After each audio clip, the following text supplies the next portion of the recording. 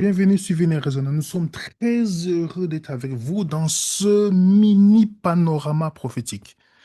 Nous allons parler de quelque chose de très important. De très important, les amis. Toujours en rapport avec l'affaire Epstein. Et ce que vous et moi, je le dis parce que je pense la grande majorité des personnes qui regardent cette chaîne, voilà, vous êtes chrétiens. Mais il y a beaucoup de choses que nous ignorons en tant que chrétiens parce que les milieux que les gens appellent les lieux de culte sont devenus un lieu de formatage. Il y a des choses qui passent devant nos yeux et nous ne sommes même pas au courant et ces choses vont impacter nos vies. Et c'est pourquoi nous disons tout le temps, celui qui regarde les chaînes d'infos sait ce qui se passe dans le monde, mais celui qui lit la Bible sait pourquoi ces choses arrivent. La Bible nous dit que dans 2 Corinthiens 2, verset 11, afin de ne pas laisser à Satan l'avantage sur nous, car nous n'ignorons pas ses desseins. Pourquoi l'apôtre Paul dit cela? Le chrétien ne doit pas être ignorant des manœuvres de l'ennemi dans le monde, de ses astuces, de ses techniques, parce que lui fonctionne non pas frontalement, mais par la manipulation et la séduction. Vous vous rappelez, lorsqu'il est venu devant Adam et Ève, il ne s'est pas présenté comme Satan, comme l'adversaire. Il a utilisé un médium pour pouvoir les séduire. Donc l'apôtre nous met en garde, comme il met en garde à l'église de Corinthe, de ne pas ignorer les desseins, les machinations de l'ennemi. L'affaire Epstein, la semaine passée, je vous avais parlé dans le courriel de la préparation des pandémies, entre l'échange entre Bill Gates et Epstein. Comment réduire la population, comment éliminer les pauvres et comment le thème qu'on voyait, la préparation à la pandémie. Et il est surprenant, il n'est pas surprenant, pardon, pour que quiconque ait un esprit un peu éveillé se pose la question, le courrier date de 2015 et la pandémie est arrivée en 2020.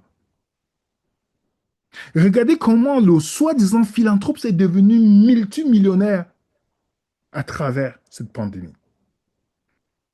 Et vous savez, j'ai déjà expliqué, lui, ce pseudo-sauveur de l'humanité qu'on nous présente, Bill Gates, il a été dans le courriel des Epstein, on nous dit que il a attrapé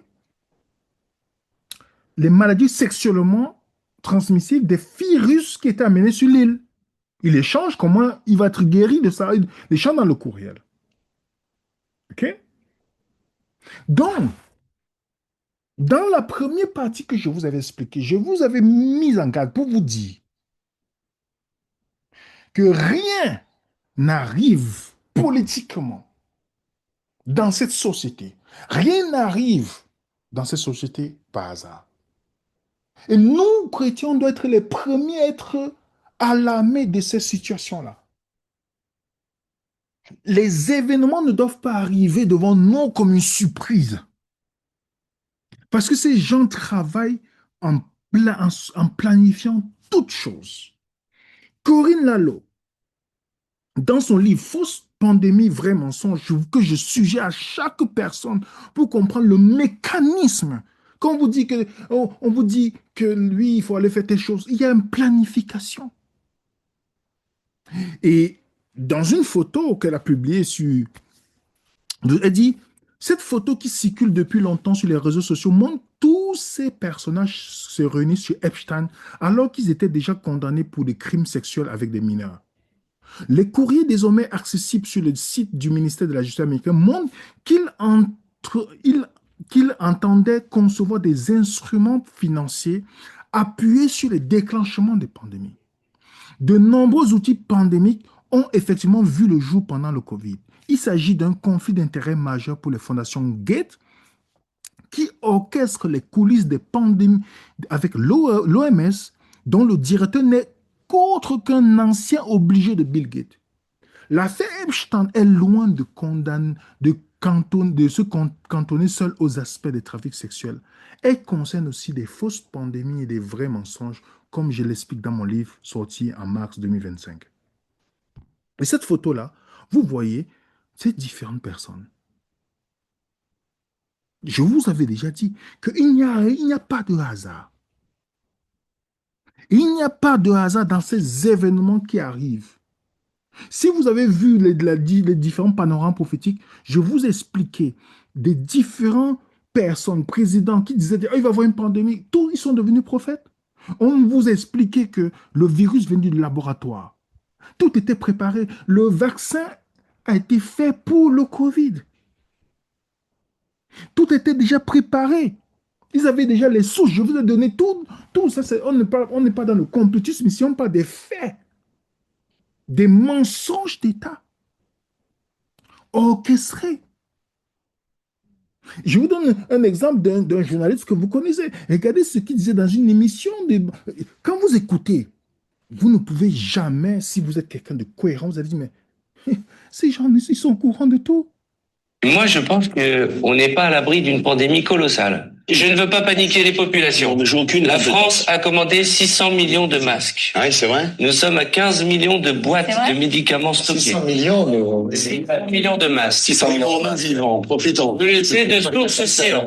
600 millions de masques, c'est le nombre de masques, c'est pas pour les civils en fait, c'est le nombre de masques. Comme les masques sont à renouveler toutes les 12 heures ou toutes les 6 heures, c'est le nombre minimum de masques pour protéger les personnels médicaux qui sont amenés à se... C'est des entreprises qui sont liées au PS, c'est l'UMP qui fabrique les masques. C'est pour ça qu'on a monté un peu le... Mais la question n'est pas de savoir est-ce qu'on va le vivre, C'est quand. c'est quand. Donc, je vous mets ça pour que vous compreniez.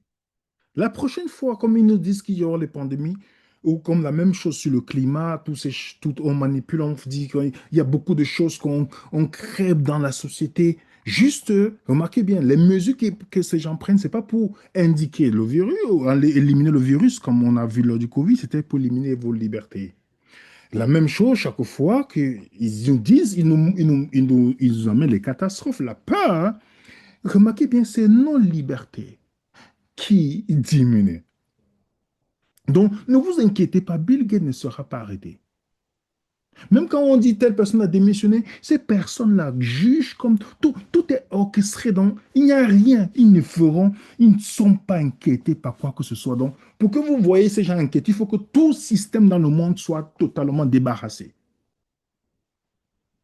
Je vous rappelle. Donc, revenons sur ce que l'affaire Epstein révèle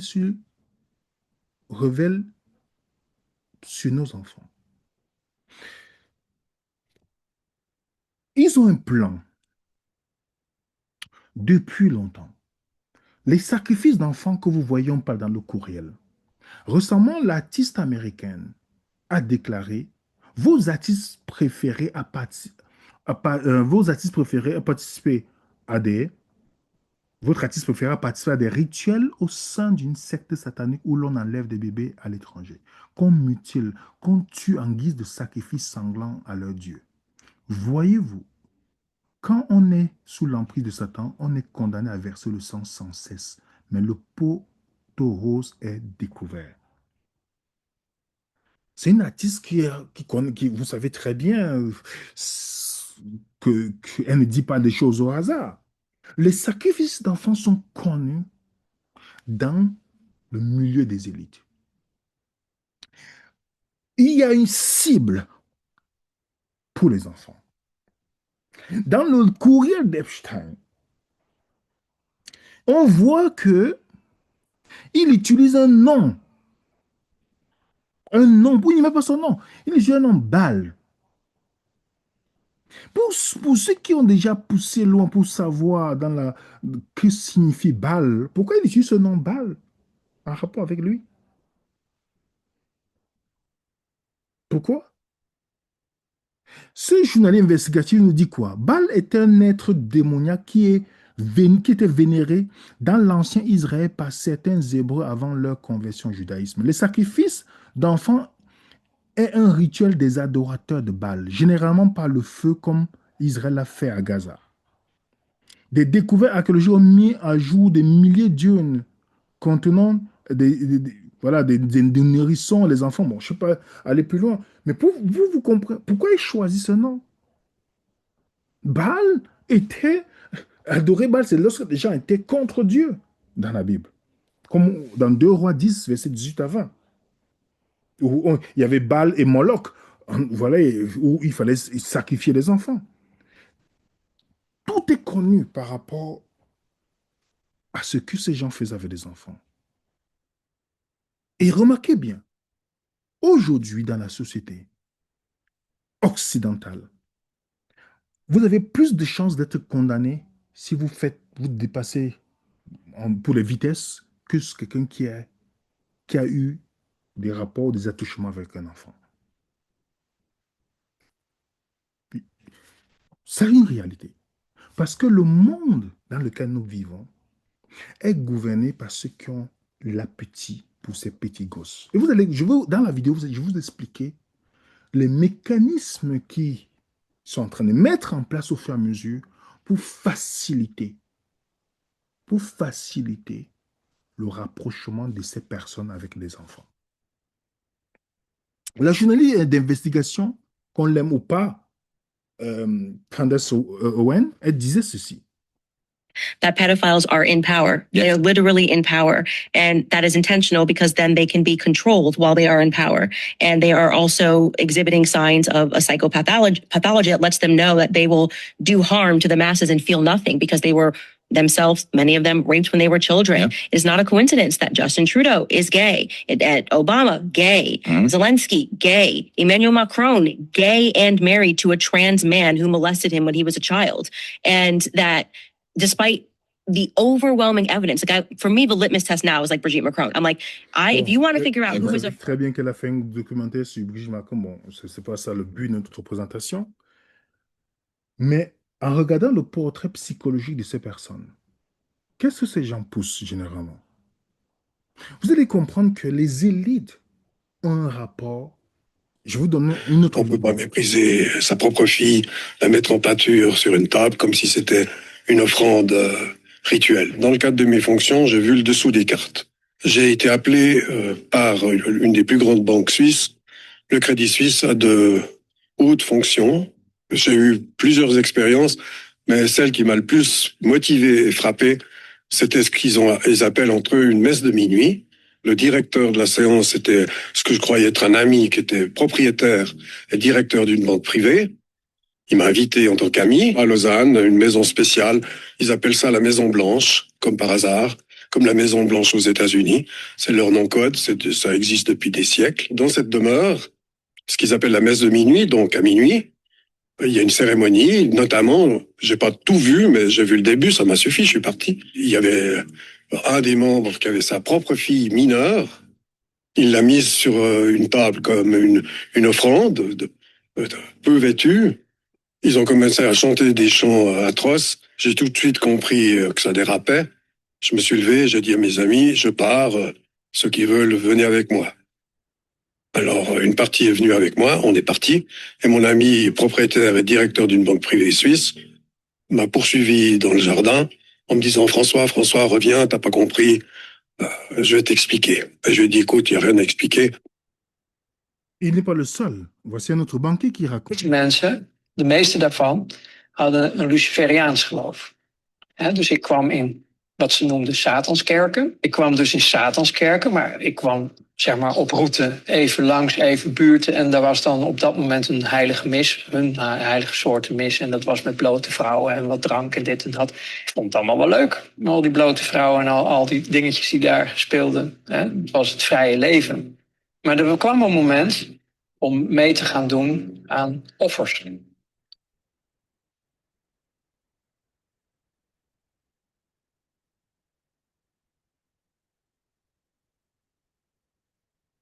Dat was het breekpunt.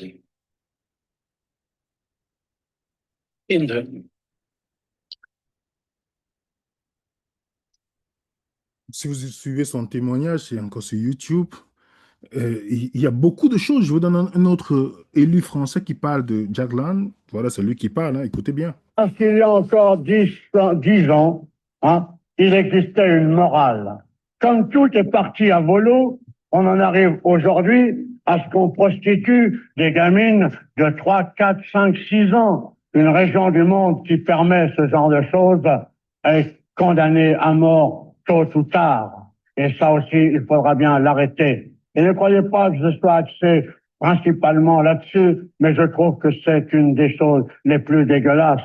Monsieur Jack Lang, qui prétendait être candidat à la présidence de la République, que l'on m'arrête à la sortie, si ce que je dis n'est pas vrai, a été compromis dans l'affaire des lieux de vie et dans un lieu de vie tenu par des socialistes qui s'appelait le Choral. Et là, des gamins étaient prostitués à des gens comme Jack Lang et un gosse a été trouvé mort, sodomisé, la tête dans un seau de merde, que l'on m'arrête à la sortie si ça n'est pas vrai. Alors je veux bien que demain, on se batte dans une armée pour défendre l'Europe. Je veux bien demain tout ce qu'on veut. Je veux bien, même devant vous, à 70 berges, être devant, donner l'exemple et tomber. L'Europe, je m'en tape, que mon pays est pourri, et ce que je veux sauver dans un premier lieu, c'est mon pays, c'est ma patrie, et je veux que tous les Jack Lang de France et d'ailleurs soient pendus avec lui et aient des comptes à rendre. Tout ça pour vous dire que le monde que nous voyons, tous ces politiques qu'on a l'impression ils ne sont jamais inquiétés par quoi que ce soit qui arrive. Maintenant, les stratégies sont simples. On va protéger vos enfants. On va protéger vos enfants. Vous voyez, dans les pays, on va protéger vos enfants contre. Alors, je vous pose une question simple. Est-ce que c'est à l'État d'avoir l'autorité qui revient aux parents? Est-ce que c'est l'État qui doit dire combien, si tu dois donner un téléphone ou pas à ton enfant, c'est le parent qui doit le faire? Si vous ne voyez pas le danger dedans, si vous, ceux qui portent le titre de pasteur, bien qu'il n'existe pas dans la Bible, mon pasteur, dans le Nouveau Testament, qu'on a nommé à part Jésus-Christ, on a déjà traité un sujet là-dessus, parce que vous et moi devons comprendre que lorsque vous voyez un gouvernement prendre de telles décisions, sachez que vous n'êtes plus dans une démocratie. Je vous laisse écouter dans une interview dans le Figaro ce que La différence entre une démocratie et une dictature, c'est que dans une démocratie, l'État reconnaît aux parents la liberté d'éduquer leur enfant comme ils l'entendent, alors que dans une dictature, c'est l'appareil d'État qui décide de la manière dont un enfant doit être éduqué. Je ne défends pas les réseaux sociaux, je les critique, comme Madame le sait, depuis bien longtemps, mais je veux dire, je suis très embêté que les parents, dans une démocratie, notre démocratie française, soient dépossédés de leurs possibilités éducatives. Je trouve ça très inquiétant. Le plan est là, les amis. Parents chrétiens qui m'entendent ou non chrétiens, sache une chose. Tout est mis en place pour te séparer de ton gosse. Donc, tout est mis en place pour te séparer de tes enfants. Parce que il y a un projet. Il y a un projet. Et pour continuer cette vidéo, je vais vous demander pour ceux qui sont sensibles de vous déconnecter. Pour ceux qui sont sensibles, parce que je ne veux pas heurter la sensibilité des personnes. Parce que nous allons parler des choses qui font mal. Moi, je vous dis, c'est des choses, j'ai du mal encore. Moi, je vous parle. J'ai du mal à dormir à cause de certaines choses que je vois, de certaines injustices que je vois. J'ai du mal encore. Je le dis en toute honnêteté. Sachez que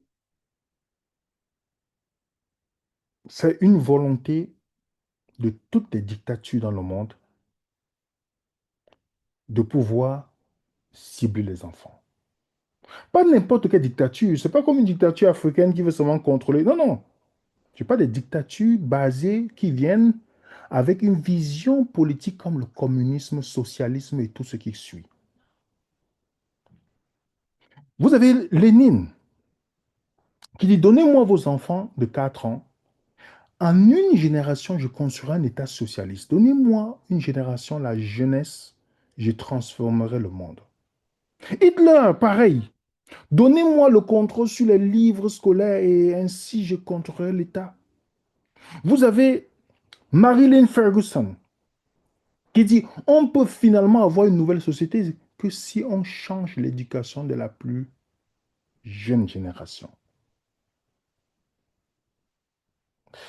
Elmer Morgan disait, dans le combat diriger un gouvernement mondial convenable, l'enseignant peut apporter beaucoup pour préparer les cœurs et les esprits des enfants. L'école et l'enseignant doivent être à la première place de toutes les instances rendant possible le gouvernement mondial.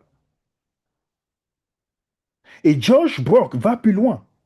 Pour atteindre un gouvernement mondial, il est nécessaire d'enlever dans les têtes et souvenir de chacun des notions comme l'individualisme, la fidélité envers la famille et ses traditions ainsi que le patriotisme national, les enseignements religieux. Est-ce que vous entendez? La fidélité envers la famille, les traditions et le patriotisme. Vous n'avez pas remarqué que lorsqu'un Français aime son pays, on dit qu'il est facho, fasciste, il est facho. Vous n'avez pas remarqué que il n'y a qu'un Occidental qui ne doit jamais être fier de son pays. Parce que l'Occident, c'est le dernier rempart. Si on détruit l'Occident, le monde est fini. Je ne parle pas de l'Occident par rapport à la politique et les politiciens. Je parle par rapport à l'histoire, le christianisme. Continuons. David Crosby de Rolling Stone disait, je pensais que la seule chose à faire était de leur voler leurs enfants. Et je suis toujours d'avis que c'est la seule chose à faire. Lorsque je dis voler, je ne parle pas d'enlèvement, mais je parle du changement du système de valeurs. Ce qui les sépare du monde de leurs parents de manière effective. Je peux vous donner des citations et des citations. Des personnes que beaucoup encore adulent. L'objectif, c'est de séparer les enfants des parents. Pourquoi est-ce qu'on envoie un enfant de 3 ans à l'école? Pourquoi est-ce que on limite l'école à la maison, là où les parents peuvent encore avoir une relation avec? Pourquoi de plus en plus on prend peut-être des cas isolés, on dit, ah oui, oui, ils vont jamais être sociables, ouais. On crée toutes sortes de choses. Mais l'endroit où les enfants sont beaucoup plus traumatisés, c'est dans les écoles. Il y a des discriminations et autres. Vous avez des règlements au fur et à mesure qu'on sait les règles au fur et à mesure pour dissuader tout parent qui veut faire l'école à la maison. L'UNESCO, Homeschooling Hood Human Rights Lens, déclare l'instruction à la domicile sous l'angle des droits de l'homme. Vous pouvez lire. Il dit ceci. Néanmoins, garantit le droit à l'éducation en toutes circonstances demeure une responsabilité fondamentale de l'État. Vous avez entendu ça? Est-ce que vous avez entendu ça? L'éducation n'est plus la mission des parents, mais la mission de l'État. Ce qui fait que les parents deviennent quoi? Vous êtes juste des figurants. Vous comprenez? Parce que l'objectif, si vous remarquez bien, si vous enseignez les valeurs chrétiennes à vos enfants, vous devenez une cible. Parce que l'objectif de l'éducation aujourd'hui, c'est le formatage. On ne forme plus les esprits libres. Non, pas du tout. C'est le conformisme. Et on vous présente ça avec les idées toujours, avec des belles paroles. Mais derrière cela se cachent des idées dangereuses. Par exemple, si vous partez dans le site de l'UNESCO, vous regardez ce qu'on propose pour vos enfants.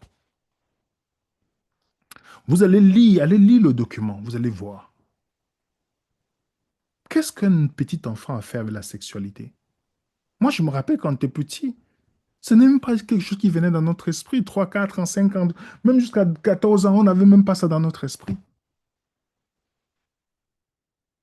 Selon le rapport de l'UNICEF, la pornographie n'est pas toujours nocive pour les enfants.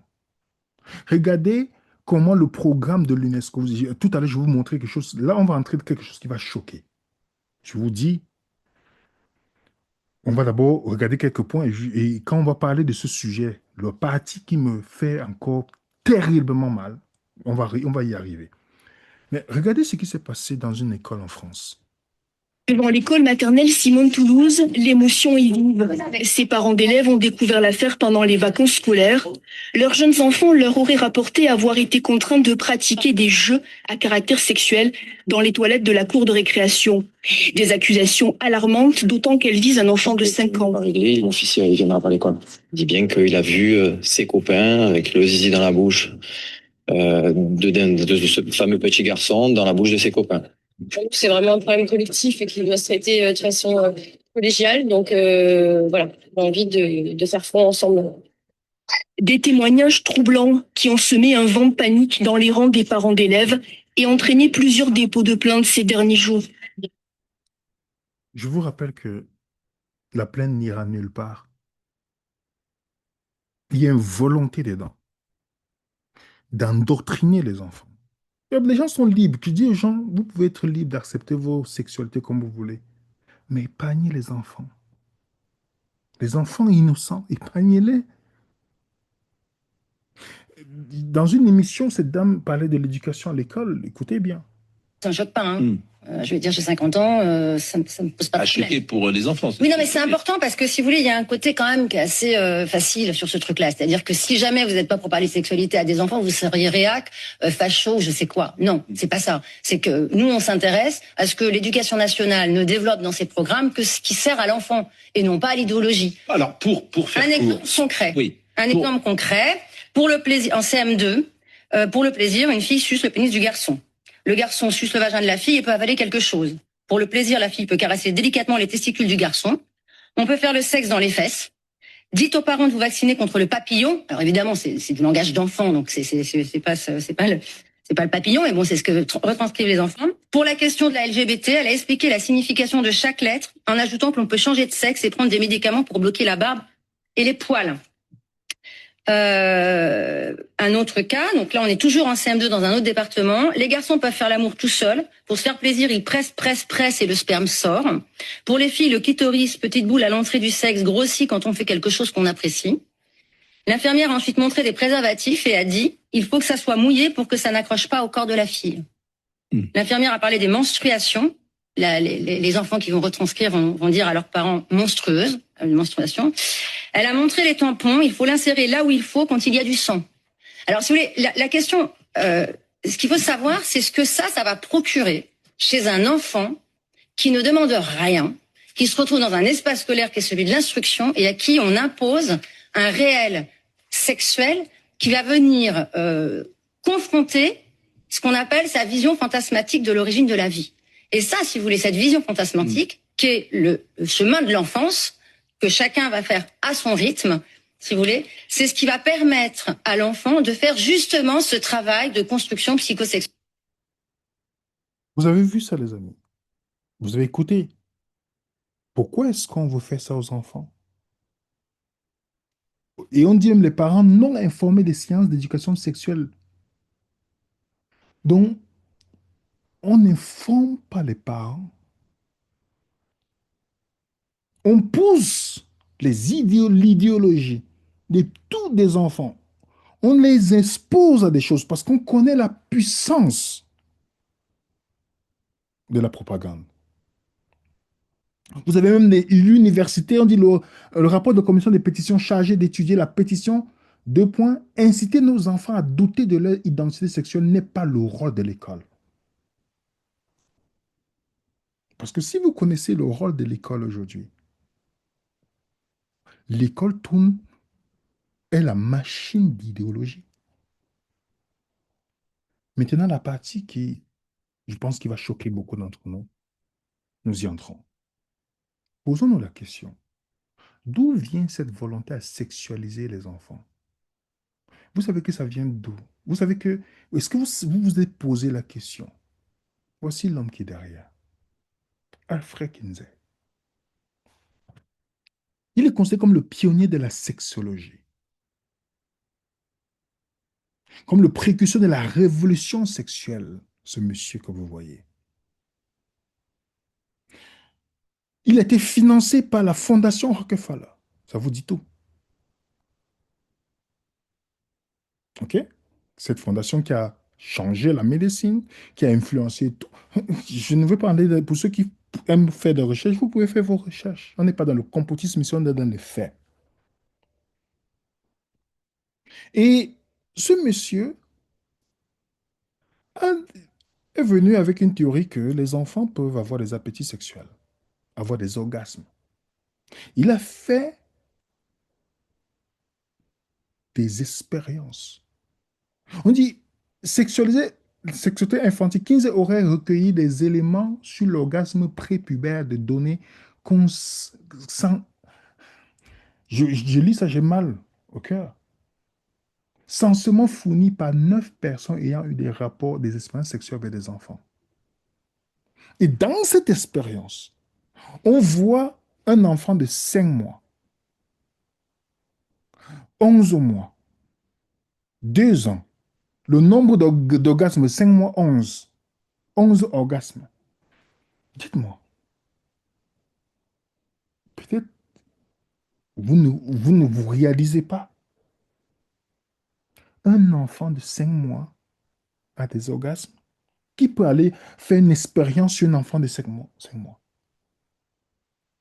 Marion Sigaud, que je vous conseille d'écouter ses émissions parce qu'elle retrace bien historiquement que moi. Écoutez ce qu'elle dit dans une radio. Alors, il faut savoir qu'en 1957, compte tenu des rapports Kinsey qui disaient que les enfants sont sexuels dès la naissance, ce qu'il a faussement prétendu à partir de viol, enfin il faut commencer par ce préalable. Kinsey a fait violer des centaines d'enfants par des prédateurs, et quand les enfants s'évanouissaient, poussaient des hurlements, avaient des convulsions, enfin toutes les réactions de terreur et de souffrance, il notait qu'ils avaient des orgasmes. Et ce sont ces rapports qui n'ont jamais été mis en cause, qui servent de base à l'éducation, à la sexualité sur la terre entière. Vous avez entendu? Est-ce que vous savez que c'est à partir de ce moment qu'on veut sexualiser les enfants? Parce que, à cause de ce rapport-là, je vous laisse entendre notre journaliste indépendante québécoise qui explique la genèse de tout ça. Les enfants sont des êtres sexuels dès la naissance. Êtes-vous d'accord avec ça? C'est une idéologie qui est très, très répandue à l'international et particulièrement dans les programmes d'éducation à la sexualité. Pourtant, cette idéologie est fausse, elle est toxique et elle repose sur une science qui est frauduleuse. Je vous explique pourquoi.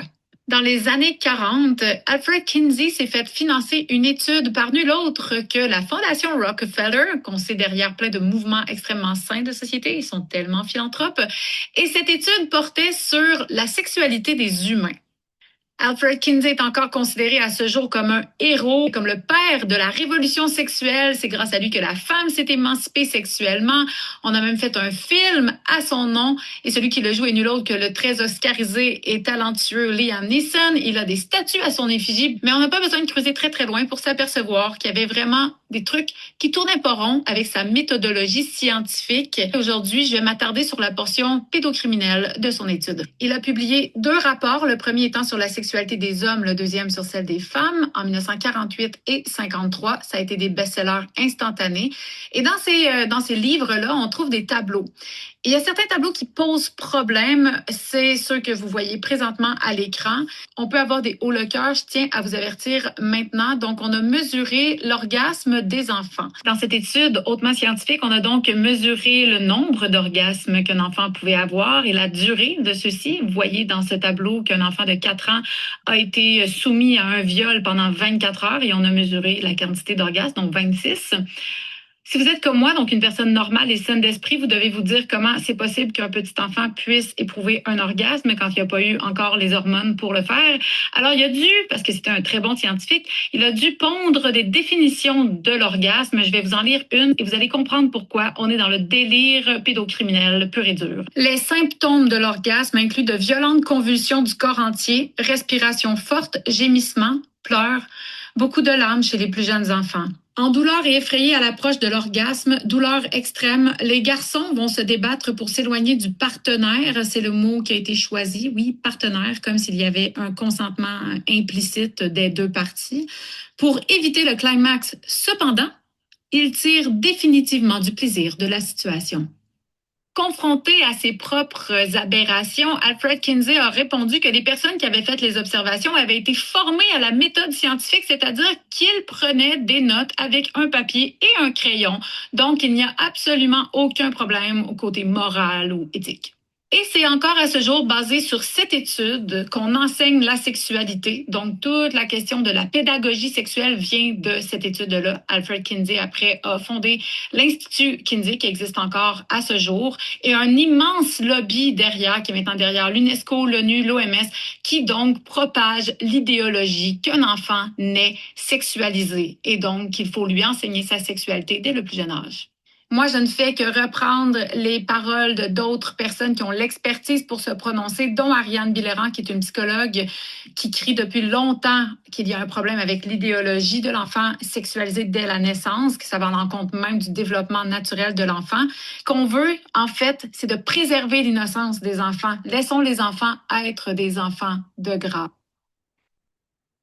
Et dans ce qu'elle dit, est-ce que vous savez que les Washington Times avait déclaré que Kinley a pris son rapport des pédophiles? Les données étaient collectées des pédophiles qui mesuraient des soi-disant orgasmes sur des enfants dont ils abusaient, les amis. Quand vous voyez des gens, vous savez que il n'y a même plus l'esprit de Dieu qui fonctionne dans leur vie.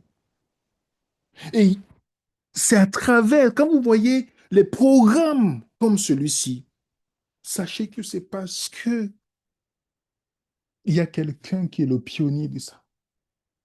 Elle vous a cité l'ONU, l'UNESCO, tout ça, c'est pas pour votre bien, les amis.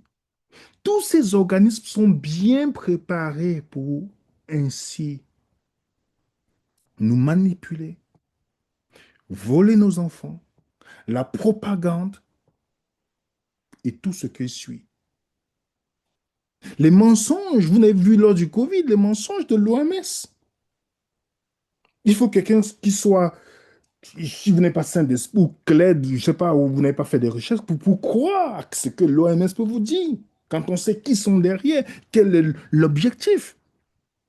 L'UNESCO. Donc, voilà un monsieur qui a fait une étude frauduleuse où il y a des abus, il y a toutes ces choses. Et aujourd'hui, à cause de ça, on dit non, les enfants sont sexuels. Il faut leur enseigner ça. Et on forme les éducatrices et les éducateurs, les enseignants, à véhiculer les propagandes. Voici un extrait. Professeur d'école, écoutez ce qu'elle dit. Imaginez, vous envoyez votre enfant dans cette école où cette dame est. Écoutez ce qu'elle dit. Beaucoup d'enfants de 3, 4, 5 ans, qu'il faut, à cet âge-là, leur expliquer que c'est très chouette de toucher son corps. Une maîtresse d'école fait la promotion de la masturbation en classe à des enfants de 3 ans. Moi, je suis enseignante, j'ai fait plusieurs niveaux. Beaucoup d'enfants touchaient leur partie intime très régulièrement. Qu'il faut, à cet âge-là, leur expliquer que c'est très chouette de toucher son corps, que ça donne des sensations super agréables. Ce message-là, les enfants à 3 ans, moi, j'en ai parlé à ma fille à 2 ans, Elle l'a retenu, c'est très clair pour elle. Donc cette maîtresse d'école, en charge du programme EVARS, nous explique tranquillement qu'il faut inciter les enfants de 3 ans à se masturber. Ces propos sont immondes. Ils peuvent s'apparenter à de la corruption de mineurs. C'est un délit grave selon l'article 227-22 du Code pénal. Le fait de favoriser la corruption d'un mineur est puni de 7 ans d'emprisonnement et 100 000 € d'amende lorsque les faits sont commis dans les établissements d'enseignement ou d'éducation. Je vais donc signaler ces propos au procureur de la République en application de l'article 40 du Code de procédure pénale. Et je demande expressément au ministre de l'Éducation nationale de suspendre immédiatement cette enseignante afin qu'une enquête administrative soit menée. On ne peut pas se permettre de dire c'est trop dangereux, c'est pas de leur âge, on ne sait pas. Non. Cet enseignement, il veut parler aussi de comment on peut se sentir dans son genre quand on est enfant ou adolescent. Il y a plein d'enfants qui se sentent pas bien dans leur genre. On parle des enfants LGBT, on a passé des siècles à faire la promotion de l'hétérosexualité. Bon, est-ce que ça fait du bien aux gens? Je ne pense pas. Et donc leur excuse de « vous allez contaminer les enfants, leur mettre des idées dans la tête », c'est une façon, eux, de se cacher derrière les enfants pour exprimer leur homophobie et leur transphobie. Tous ces délires d'extrême gauche sont permis par le programme EVARS qui ouvre la porte à toutes ces dérives woke. Je réitère donc, par la même occasion, mon appel au ministre de l'Éducation nationale afin qu'il suspende ce programme EVARS. Mesdames et messieurs, je vous demande de partager cette vidéo le plus largement possible et de signer notre pétition pour suspendre le programme EVARS. Les amis, l'attaque que vous voyez, aujourd'hui, lorsque vous... Moi, que quelqu'un soit homosexuel, trans, moi, ça ne m'intéresse pas. C'est ta vie personnelle. On parle de l'intimité, ça ne m'intéresse pas. Mais le fait que si vous n'êtes pas d'accord avec quelqu'un, dites-moi, vous n'êtes pas d'accord avec quelque chose, surtout pour les enfants, vous dites que vous êtes contre. Non, ça c'est faux. Ça c'est une manipulation, en fait. Le christianisme ne me pousse pas à haïr un homosexuel ou un trans. Je dois l'aimer, c'est que Jésus est mort pour cette personne aussi. Vous comprenez? Mais on essaie de faire croire. Voici un député français qui a déclaré, Jean-Claude Roux, qui a déclaré que le christianisme n'est pas compatible avec la République. Mais ces gens vont amener l'immigration arabo-musulmane. Bon, on sait que l'islam, la religion de l'islam prône la pédophilie. Par le biais de l'exemple de son prophète et les hadiths et les exemples qu'on trouve dans le monde musulman où les petites filles sont épousées. Ça, c'est pourquoi c'est compatible avec la République pour lui. Et il a déclaré, je peux mettre la vidéo, je mets ce qui est souligné, dit en fin des sciences, le député Jean-Claude Roux de Loire-Atlantique, 6e circonscription, membre du groupe Écologie et Sociale. Vous remarquez, mais c'est toujours les mêmes types de personnes. Écolo, social. Quand on dit facho, je vous ai déjà dit, Hitler, il n'était pas de droite, ni d'extrême droite, il était de gauche. Le parti nazi, c'est un parti socialiste. Vous allez voir que dans tout régime socialiste, la dictature est terrible. Je vais continuer, il a pris la parole pour laisser entendre que la vision chrétienne de la sexualité s'oppose au programme EVAS et dont elle n'était pas compatible avec la République au motif qu'elle ne collait pas aux valeurs LGBT et que les valeurs chrétiennes défendaient une société trop patriarcale. Vous voyez, les amis, je vous avais dit quoi dans une vidéo? Que le but n'est pas... Vous allez voir que l'islam n'est pas la cible. C'est le christianisme la cible. Les valeurs que le christianisme contribue dans ce monde-là. Ces personnes-là, animées d'un esprit dont vous connaissez, ont un objectif simple, c'est de pouvoir détruire la famille nucléaire. C'est pouvoir détruire la famille et récupérer ainsi les enfants.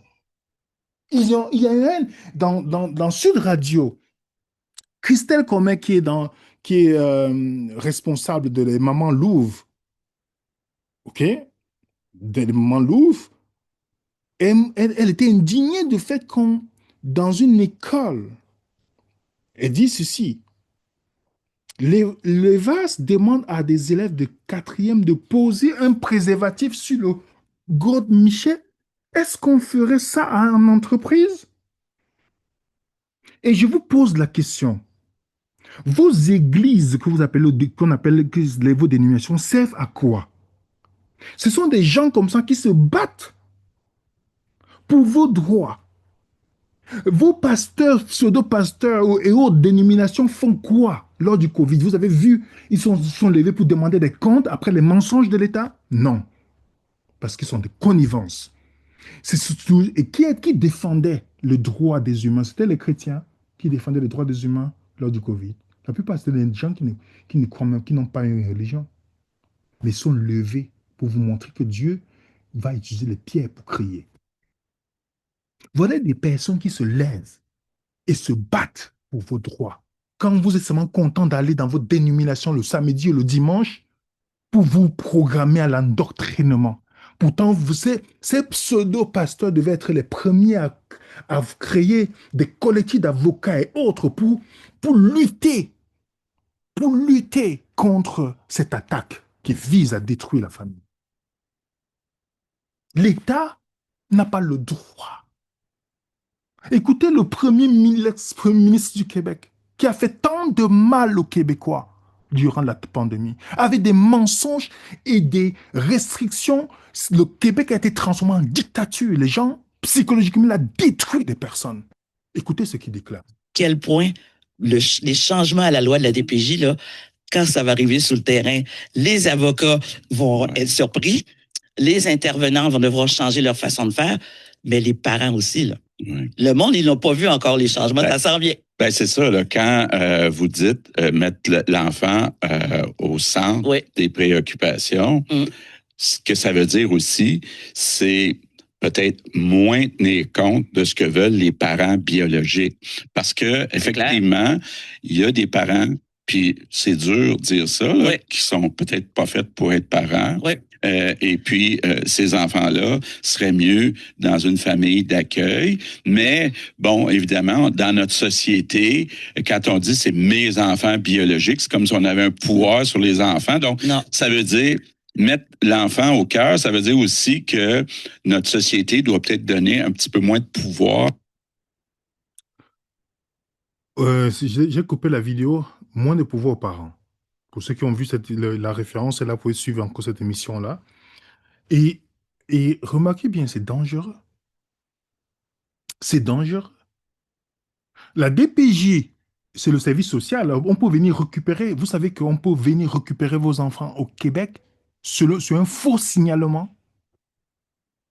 Vous comprenez, les amis? Et il y a une loi qui a été mise en place, le projet de loi 103, qui a été déposé par le ministre de la Justice du Québec, Stéphanie Vallée, et qui déclarait que, écoutez ce qu'elle dit, par rapport qu'un enfant peut décider de 14 ans de changer son sexe, tout ça, bon, écoutez ce qu'elle dit. En cas de désaccord entre les parents, ce sont les tribunaux qui trancheront. Et lorsque l'intérêt de l'enfant est en cause, les tribunaux sont rapidement saisis de la question et ont à se prononcer, non pas en fonction de l'intérêt des parents, mais bel et bien en fonction de l'intérêt de l'enfant. Vous comprenez? Les tribunaux vont pencher toujours sur l'intérêt des enfants et non des parents, si les parents s'opposent. Le plan est bien mis en place. Ce n'est pas une guerre simplement, comme on vous dit, la guerre, on tue les personnes, mais c'est une stratégie. Commencez à parler de sexualité aux enfants tout petits. Qu'est-ce qu'on veut permettre ici, ainsi? Parce que dès que vous abusez d'un enfant, posez la question à toutes les personnes qui ont subi les attouchements de leur enfance par un oncle, par un parent ou par quiconque. Posez-leur la question si psychologiquement ils n'ont pas été impactés, ça n'impacte pas leur vie, même jusqu'à l'âge adulte. Si on commence à faire ça et que dans une société où les pédophiles sont des rois, qu'elle dit des rois, ils ne sont pas condamnés. Où va le monde? Marion Sigaud Voilà, elle explique parce que je veux que vous puissiez regarder cette vie avec beaucoup de recul.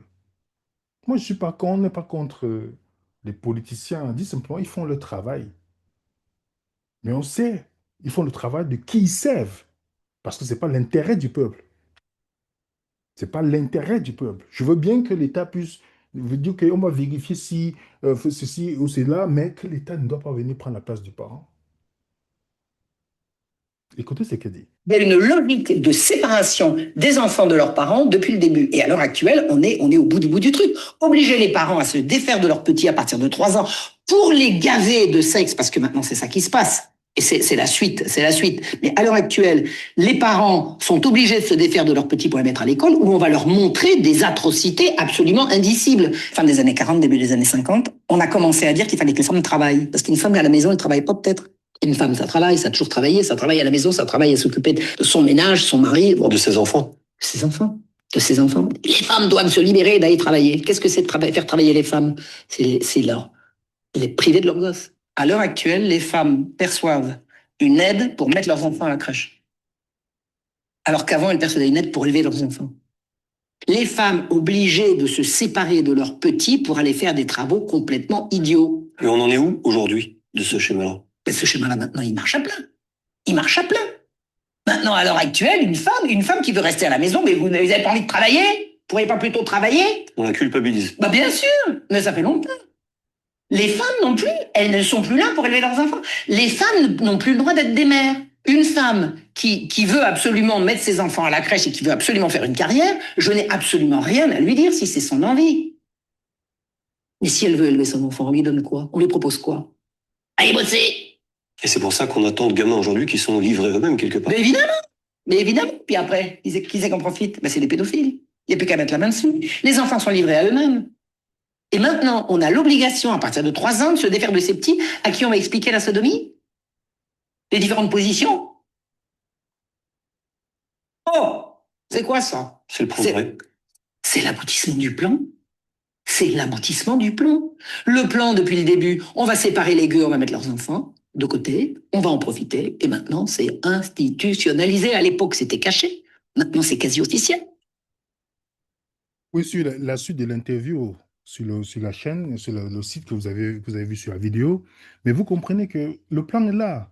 En Service Canada, on demande d'éviter les mots monsieur, madame, père ou mère. Vous avez de plus en plus, vers la fin des mots père et mère dans le formulaire scolaire, parent 1, parent 2, on ne parle plus de père et mère. Petit à petit, l'idéologie, la propagande avance, vous comprenez? Et je vais vous dire une chose.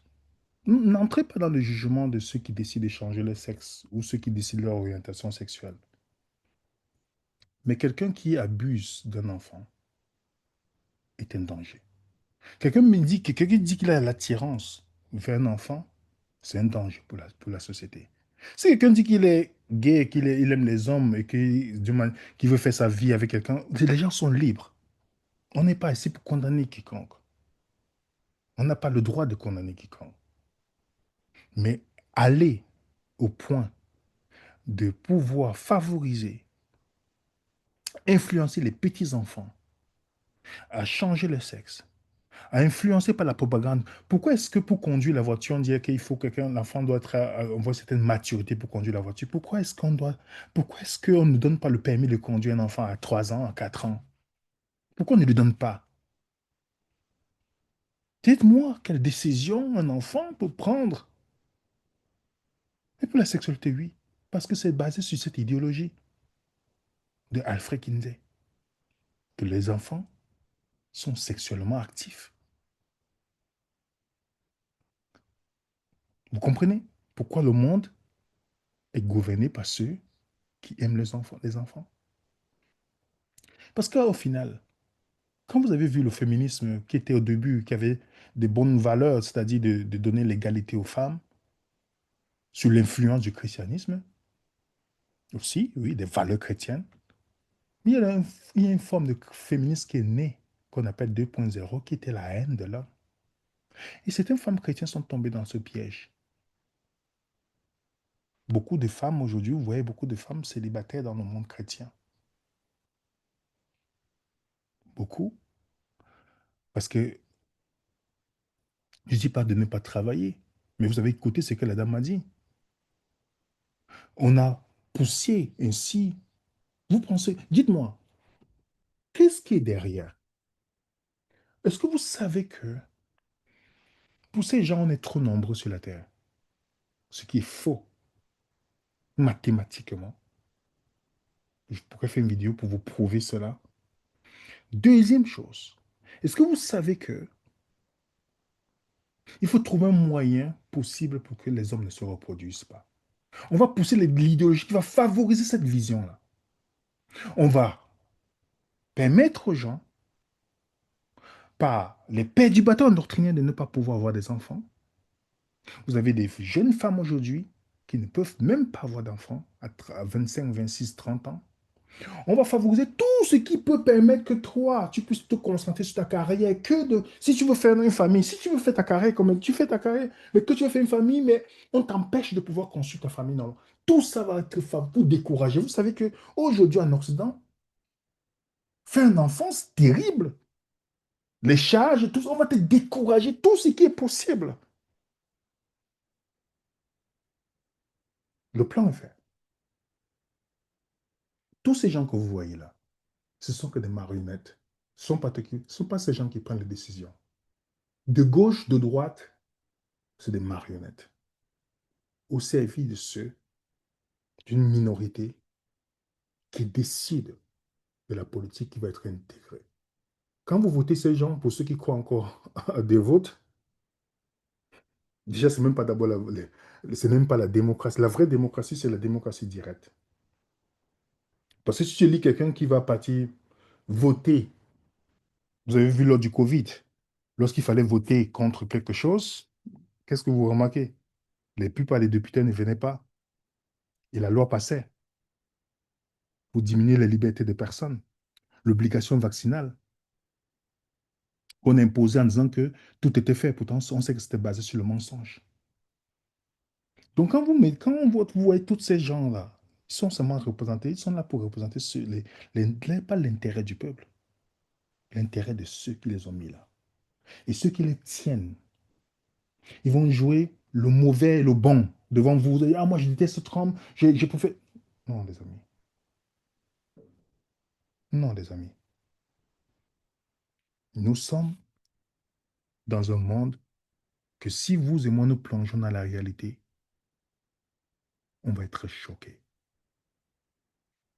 Tandis qu'on vous endort chaque samedi ou dimanche dans votre dénomination, avec les beaux discours, oui, la préparation pour la crise finale, toutes ces choses-là.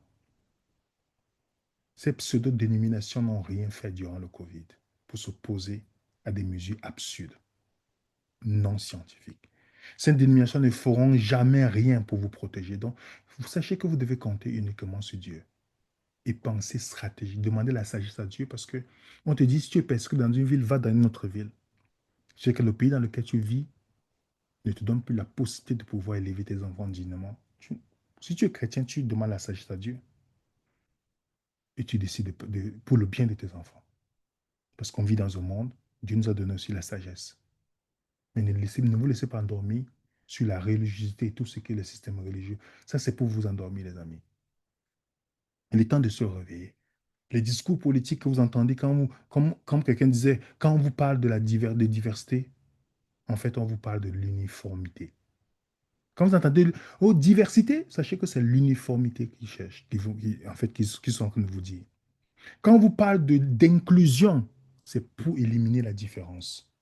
Écoutez, quand vous entendez inclusion, les lois, non, c'est pour éliminer la différence. Quand on vous parle de tolérance, c'est pour éliminer la dissidence. Quand on vous parle de citoyenneté mondiale, c'est pour effacer la souveraineté nationale. Ça, c'est la matrice du nouvel ordre mondial. Le début d'un ordre totalitaire. Et je vous ai bien dit, Hitler, il était facho. Mais vous savez quel était son parti? Parti national socialiste.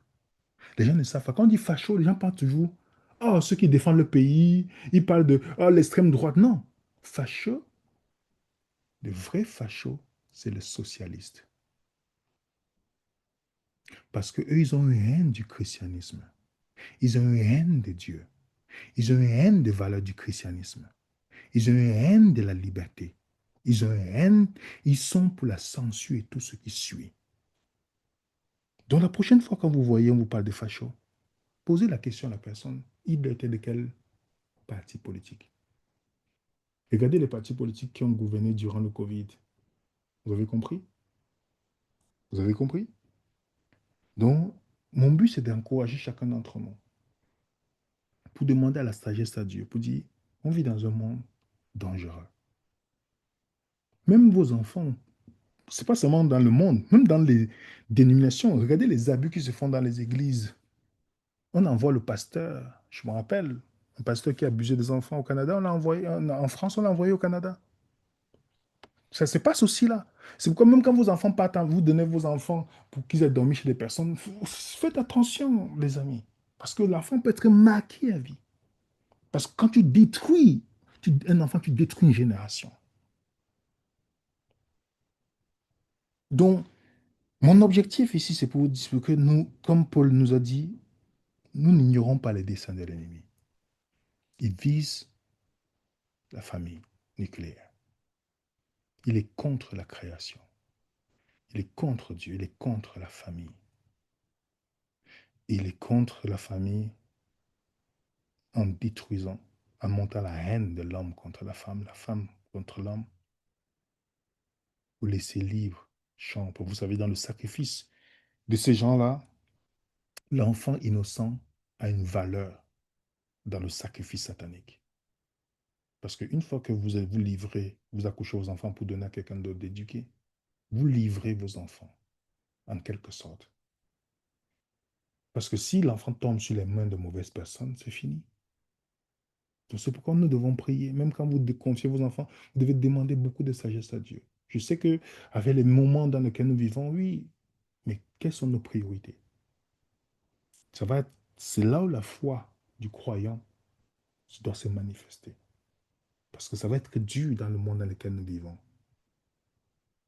Parce que l'ennemi se déguise en ces politiciens pour avoir la cible, le christianisme, le véritable christianisme, les valeurs chrétiennes qui ont tenu ce monde jusqu'à aujourd'hui. Parce qu'il sait que c'est ces valeurs-là qui maintiennent encore le monde dans lequel nous vivons. Donc que Dieu puisse nous aider, prions. Et je vous dis, vous demandez les comptes à ceux que vous considérez comme vos pasteurs. Pourquoi ils ne vous informent pas? Pourquoi ils ne créent pas les collectifs d'avocats pour défendre vos valeurs? Pourquoi ils ne le font pas? Parce qu'on vit dans un monde que chacun sera responsable. Lors du Covid, vous avez vu ces personnes-là? Les infirmières chrétiennes qui ont perdu leur emploi parce qu'elles ne voulaient pas prendre le vaccin. Vous avez vu ces gens-là faire une collecte pour aider ces infirmières? Non. Mais ils collectaient leurs dîmes. Vous avez compris, les amis? Chacun doit se poser la question. Si vous pensez que vos dénominations sont utiles, pensez au Covid, pensez à tout ce qui se passe au monde et regardez, posez-vous la question. Qu'est-ce que votre dénomination fait d'une manière concrète pour s'opposer à des mesures, à des choses qui se passent dans le monde? Qu'est-ce que vos dénominations ont fait? Elles ont coopéré plutôt. Que Dieu nous aide. Et merci pour votre attention. Merci pour ceux qui mettent un coup de pouce.